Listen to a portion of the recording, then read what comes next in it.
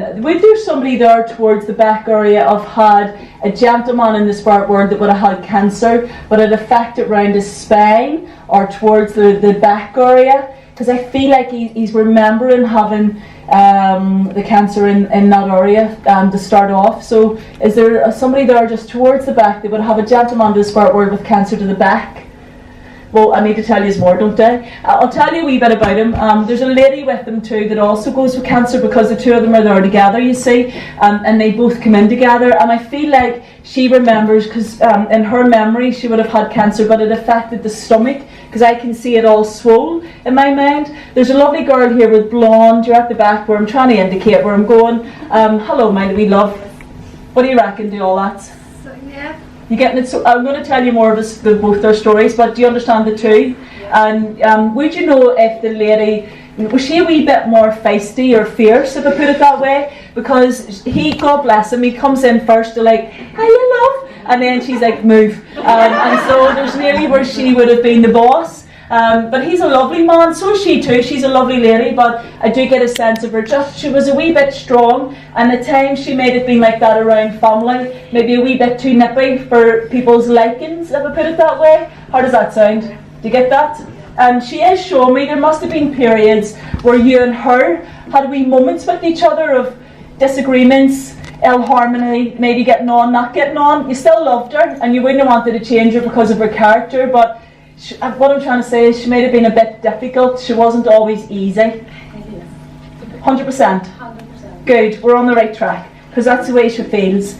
And I know too with that cancer, must have been going on for a few months, but it doesn't feel like it lingered for years. It wasn't that, because she's saying to me that she had it, but she didn't realise the seriousness of it, and she thought it was like indigestion, something she ate, you know, that she was putting weight on, she was eating too many calories, but you know what I mean? So do you get where I'm going? Because she's just saying here, when she went to the doctor, she was actually so surprised at the diagnosis, and then they weren't able to give her the full treatment because things had progressed. The tumour had really, unfortunately, grew too large, and then they weren't able to get that process going with her to do with chemo or anything. So do you get me okay? Because she just says to me, Angela, it was the most frightening experience I've ever had in my life.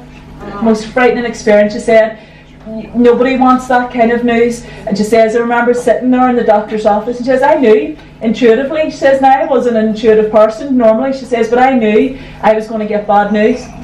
And then when she got the news, I think it completely floored her. And she said, but what it did do, even though she was so feisty and strong in life, like she still loved her family, there's no doubt about that, and she lived for family, but it made her so grateful for the people that she loved, and she became a bit more softer in herself.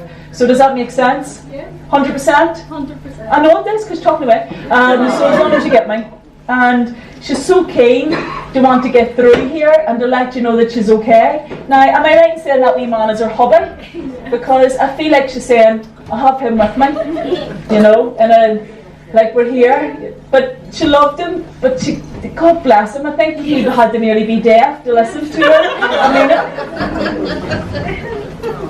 because he was a wee softie, he was dead mellow, and you know, he didn't really, his wee character's just, he's just an easygoing wee gentleman.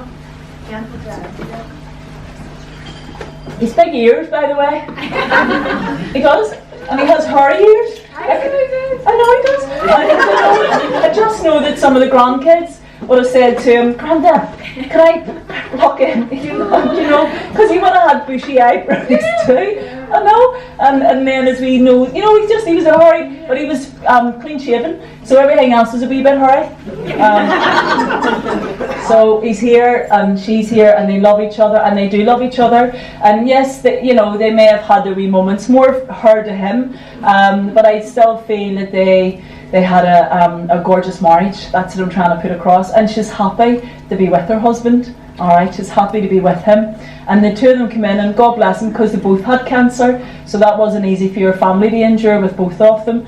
And is this your wee granny, by the way? Yeah. Yeah, because it feels like your granny and granddad the more that I'm going on with the contact. Yeah. And I get a wee sense too with your granny saying she fell out with her daughter initially. Yeah. So that must have been your mum. Yeah.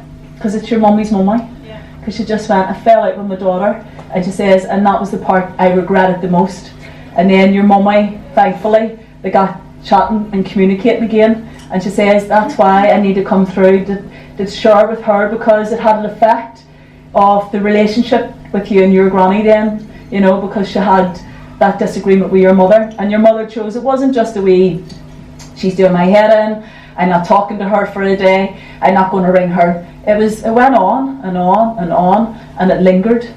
That's what I'm trying to say. And it wouldn't surprise me it went on for a few years, not even just months. So what do you think of that story? 100%. And it went on for years, didn't it? Absolutely. And she's just saying here, she's really sorry, and she's pleased that your mum did make effort, even though the family circle was a little bit higgledy-piggledy, alright? And the lovely thing is, I don't know you, I've never seen you, how could all that information come through and me know all that, everything I've just said, and it's so personal to your family circle, you know what I mean? Yeah. So it shows that they must be around, came to the right person. Out of the whole room here, it's you that she wants to go to. And she's starting her with your granda, and he's starting her going my back, you know. He's starting getting a look in, he's starting her with his hairy ears and his back. God bless him. You know. But he would have been a very diplomatic man. He didn't like arguments, he didn't like fighting, he didn't like that. He was very much, you know, you stick together with each other. Does that make sense? Yeah.